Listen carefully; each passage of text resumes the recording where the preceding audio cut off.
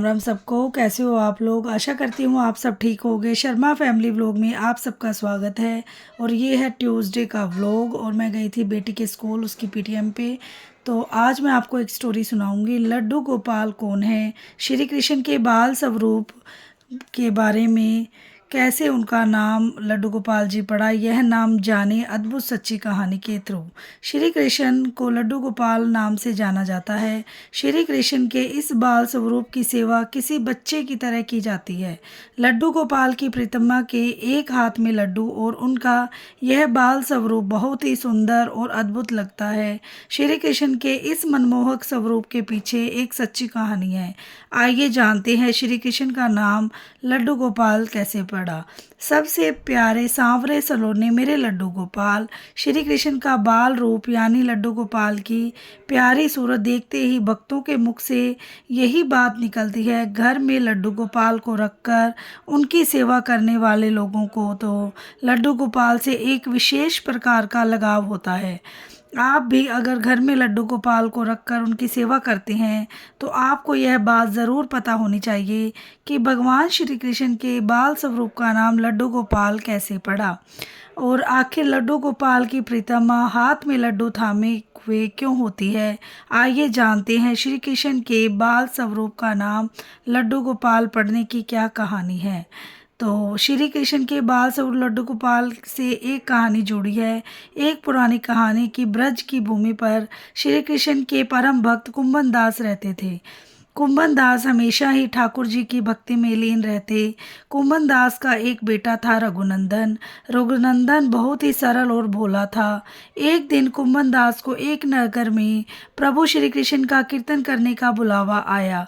कुंभन दास पहले तो अपनी श्री कृष्ण भक्ति की को छोड़कर नहीं जाना चाहते थे, लेकिन फिर लोगों के समझाने बुझाने पर कुंभन दास मान गए और कीर्तन करने के लिए चले गए। जाते जाते कुंभन दास ने अपने बेटे रघुनंदन को जिम्मेवारी सौंपी कि वे रोजाना श्री कृष्ण को भोग लगाने के बाद ही भोजन करें। कुंभन दास के चले जाने के बाद रघुनंदन ने खाने से भरी थाली श्री कृष्ण की मूर्ति के सामने रख दी।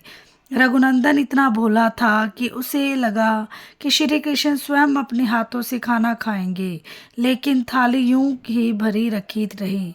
यह देखकर रघुनंदन रोने लगा और रो रो कर श्री कृष्ण से खाना खाने की प्रार्थना करने लगा। यह देखकर श्री कृष्ण ने बाल रूप धारण किया और थाली का भोजन खत्म कर दिया। इसके बाद जब कुंभन दास घर वापस लौटा तो उन्होंने अपने बेटे से भोग लगवाया हुआ प्रसाद मांगा, लेकिन रघुनंदन ने बड़े ही भोलेपन से कहा कि ठाकुर जी ने सारा भोजन खा लिया। तो अब झूठ बोलकर बचना चाहा और झूठ बोल चाह रहा है। इसी तरह कुंभन दास जब भी कीर्तन करने जाते अपने बेटे की श्री कृष्ण को भोग लगाने के लिए कहते थे। रोजाना भोग का प्रसाद नहीं बचता था और पूछने पर रघुनंदन वही बात दोहराता देता कि सारा भोजन श्री कृष्ण ने खा लिया। इसके बाद एक दिन कुंभन दास ने लड्डू गोपाल बनकर भोग की थाली में रखी और बेटे रघुनंदन को भोग लगाने के लिए कहा। कुंभन दास छुप कर देखने लगे आखिर सच क्या है। उस दिन भी यही हुआ। रघुनंदन ने श्री कृष्ण को खाना खाने के लिए आमंत्रित किया। श्री कृष्ण ने बाल रूप बनाया और लड्डू खाने लगे। जब कुंभन दास ने स्वयं श्री कृष्ण को बाल रूप में देखा तो वे दर्शन के लिए दौड़े चले आए। उस समय कृष्ण के हाथ में लड्डू और दूसरे हाथ में लड्डू मुख में जाने को ही था कि वे एकदम जड़ हो गए। इसी घटना के बाद उनका इसी स्वरूप में पूजा की जाती है और श्री कृष्ण के इस बाल स्वरूप को लड्डू गोपाल कहा जाने लगा। और ये थी हमारी लड्डू गोपाल जी की पुरानी कथा, जिससे हम भक्ति भाव से लड्डू गोपाल जी की पूजा अर्चना करते हैं।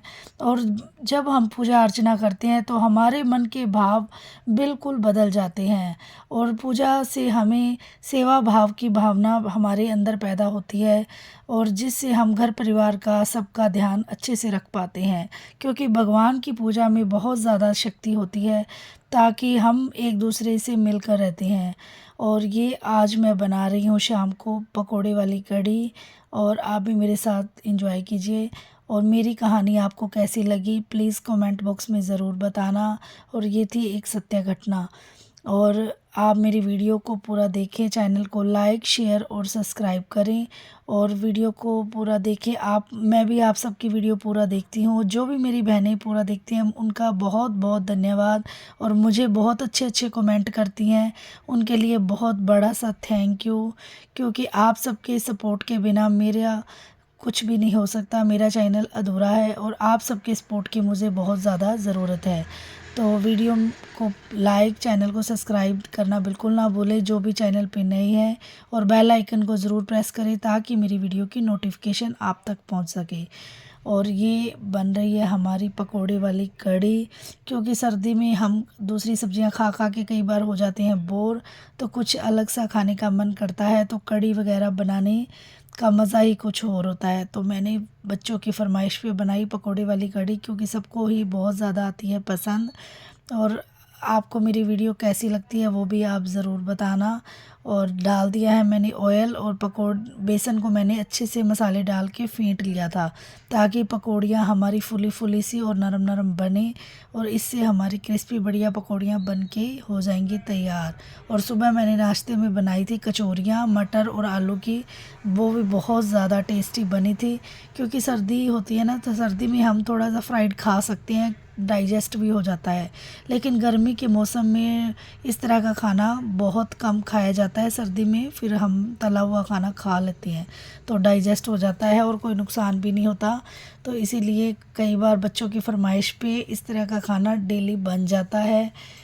और ये देखिए हमारी गर्मा गर्म यम्मी यम्मी सी पकौड़ियाँ हो रही है रेडी। और आप सबके व्लॉग मैं फुल वॉच करती हूँ, और सबके व्लॉग मुझे बहुत ज़्यादा पसंद आते हैं, बहुत अच्छे होते हैं।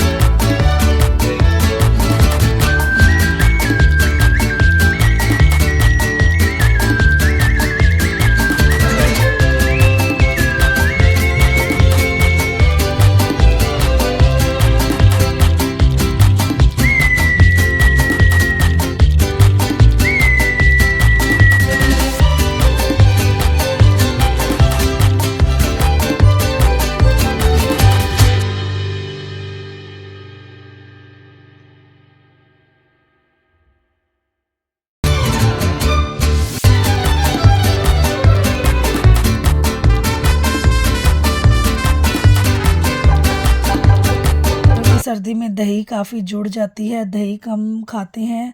कई बार तो मौसम ठीक होता है तो खाई जाती है, अदरवाइज़ पड़ी रहती है। तो मैंने कहा चलो कढ़ी बनाते हैं, कढ़ी या कई बार अप्पे, इस तरह की चीज़ें बहुत ज़्यादा यम्मी लगती है। और जब तक कढ़ी में एक दो उबाले आएंगे उसके बाद मैं इसमें पकौड़ियाँ डाल दूँगी, ताकि ये ना इस अच्छे से जब उबाले आने के बाद फिर ना बेसन फटता नहीं है, दही नहीं तो दही फट जाता है अगर हम कड़छी चलाते रहेंगे। और एक और ट्रिक है, अगर हम कड़छी कढ़ाई के अंदर रखेंगे तो हमारी कढ़ी बाहर नहीं आएगी, जितने मर्जी उबाले आ जाएं तो ये ऐसे ही रहेगी। तो आप जैसे कढ़ी वगैरह बनाते हैं, 1-2 उबाले के टाइम तो इसको लगातार चलाते रहें ताकि बेसन और दही फटे ना। और उसके बाद आप ये अपनी कड़छी को कढ़ाई के अंदर छोड़ दें और जितने मर्जी उबाले आ जाएं, ये कढ़ी हमारी उफनने वाली नहीं है बिल्कुल भी। और बहुत ज़्यादा यम्मी टेस्टी कढ़ी हमारी बन गई थी। और आप सबको बहुत बहुत धन्यवाद जिसने मेरा वीडियो फुल वॉच किया। और मिलते हैं नेक्स्ट वीडियो में नेक्स्ट जानकारी के साथ, और नई नई वीडियो मैं आपके लिए लेके आऊँगी। तो जुड़ते रहिए मुझसे ज़्यादा से जानकारी लेने के लिए। राधे राधे, जय Shri Shyam, bye bye, take care.